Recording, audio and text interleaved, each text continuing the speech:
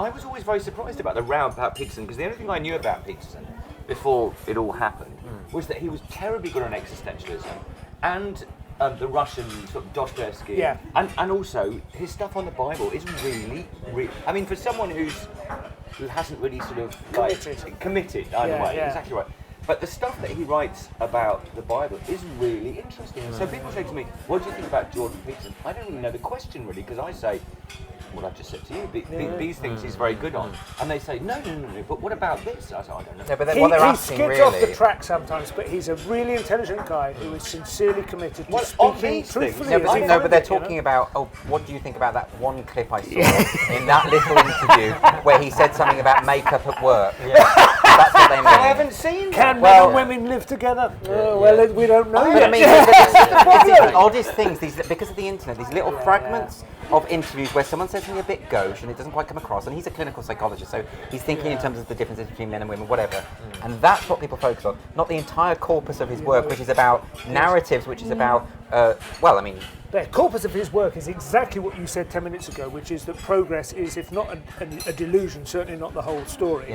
And he is so articulate and passionate, and he convinces so many people, like in the moment, they almost have like a transcendent experience watching him. There is something evangelical about his quality. Yeah. I mean, I had that when I first saw him, just delivering lectures to a half-full room. You know, there's an intensity about him. He's very good on existentialism. When he talks about existentialism, there is a directness about what he says. But because he talks about it so much, you're bound to find something wrong at some point. He's sort of all he is. Dostoevsky, the stuff about Dostoevsky is very, very clever and very intense. And there is a marriage of intelligence and passion. And that's a winning combination. And it doesn't matter about, I mean, I don't really care that if someone I don't know or never met, I'll never But they see him say as a something threat. I don't agree with. He's a threat to progress because he will convince people that it can be an illusion.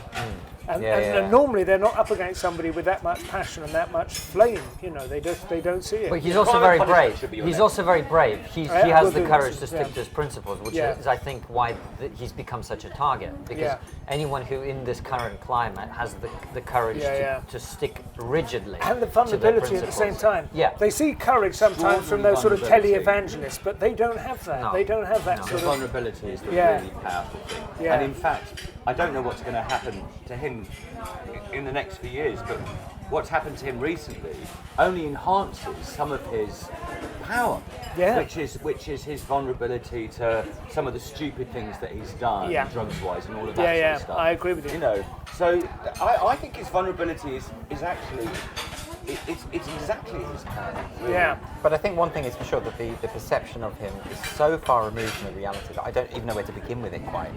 You know, the idea that he is just this neo-Nazi alt-right. That's me. Oh yeah, my God. They literally say that.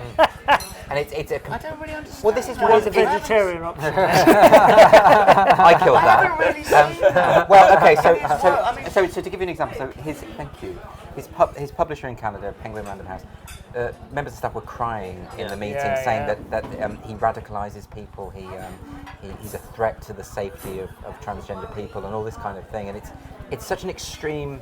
It's equivalent to the way people perceive J.K. Rowling. Oh, look at that. That whole thing, I don't want to totally derail into it. Rudolph. That is really interesting. I'm going to have to swap a bit of that for one of those to see what's we'll do it. That whole thing about claiming safety. Safety is the issue. But look, it's such a dick move. Can I inject a little bit of counter-argument here? Because I do think it's true, if you're looking at it from their point of view, that he does, quote-unquote, radicalize people. And what I mean by that is he changes people's minds. That's not radicalization. I know. I'm saying from their point of view. Persuasion. I agree with you completely. But let me just articulate this. Okay. Right? Thank you so much. So my point is that if you are of the view that progressivism is the right way of looking at things, and anyone who's dragged out of that by persuasion is a danger to that, which they are. Okay. Right? They are a danger. Oh, thank you. Yeah.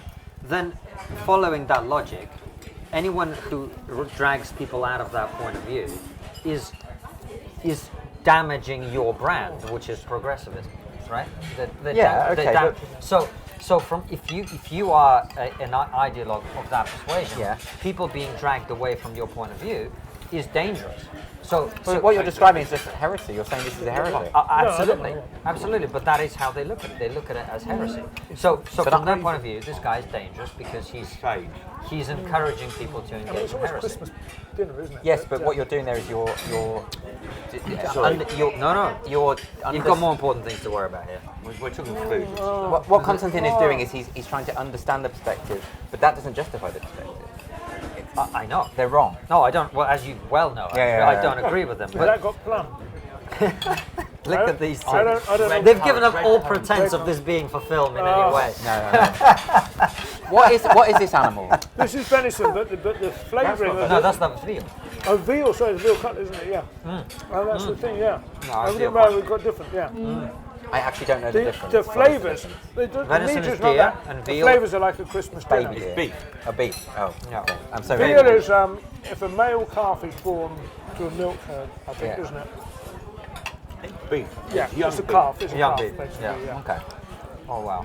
This is so I good. thought that was odd. Yeah. Anyway, let's come back to my heresy. Yeah, point. let Constantine make his. So I've sort of made it, which is that to these people, Peterson is dangerous because he's de-indoctrinating people from their point of view. So you can see why they're What upset. annoys Because me is they always go, actually, he's what's the saving a point lot of of view that young he's men from joining de-indoctrinating the alt-right. the point of view is progressivism, which is and moral Things relativism. can only get better. Number one. Number two, everything is relative, right? Like if you say, you are whatever, then that's what you are, because That's the thing, I that's think your it's really quote important, lived because experience, which is the most progressivism, stupid phrase ever, by the way. In terms of science It's and all technology, experience, it works, right? Progressivism is true. We Yeah. went from, we were talking about this today, Absolutely. just poor old Chuck Yeager, God rest his soul, died today. He broke the barrier, the sound barrier, in the first time in level flight in 1947. He was a test pilot breaking the sound barrier in 1947. I mean, it's just absurd. But what's really absurd was that was 44 years after Orville and Wilbur Wright, bicycle mechanics, achieved the first powered flight at all.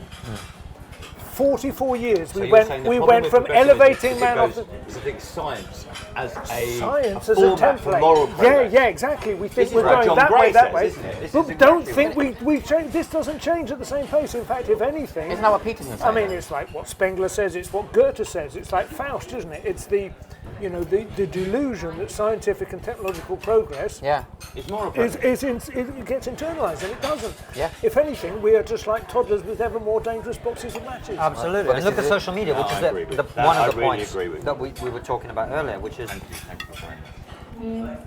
you talk about lockdown being a way to stop us from having this. Yeah. Not that it was designed that way. I don't believe that. But of course. But the consequence of it has been that we have not had this. Yeah. But actually, I would argue this process has been happening for probably nearly 10 years now, which is we are increasingly spending less and less time physically together and substituting that with online interaction, which does not have any of this. No.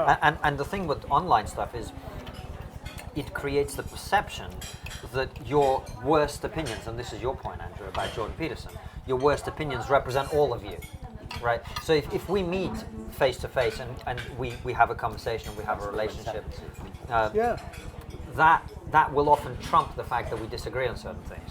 Whereas online, what happens is the first thing you're confronted with is how much you disagree with somebody's point of view in this niche Well, I think thing. No, Orwell said that he didn't like to meet people that he was going to be reviewing or writing about because then He'll like them. because you'll like them, and that ultimately that is the boring truth, isn't it? When you meet people, most people are nice, and so you can't monster them online if you know them, and I think that's a big problem is that people don't want to. I had this recently where you were there, Simon. So we did that thing in Oxford, the comedians panel. There was a panel of and one of the comedians, I won't say who, but one of the comedians on the panel, when I went to say hello, she literally looked away. She couldn't look at me. And it's like she decided, in her head, she decided I was this monster, because obviously people have been telling her that I'm a monster. But there was a barrier there, like she wouldn't even be prepared to even attempt to see if that was right. It became fixed. And I think that's something that's, I mean, not just Jordan Peterson, broadly speaking, there's a real emphasis on caricaturing people now, and being satisfied with the caricature and not wanting to get to know anyone further. Hence J.K. Rowling, hence this absurd, monstering, demonising. Rowling is, I think, almost maybe sui generis because obviously she is sui generis as an author, she's of such vast importance to the generation. I think they felt singularly let down because they thought that she was their guy.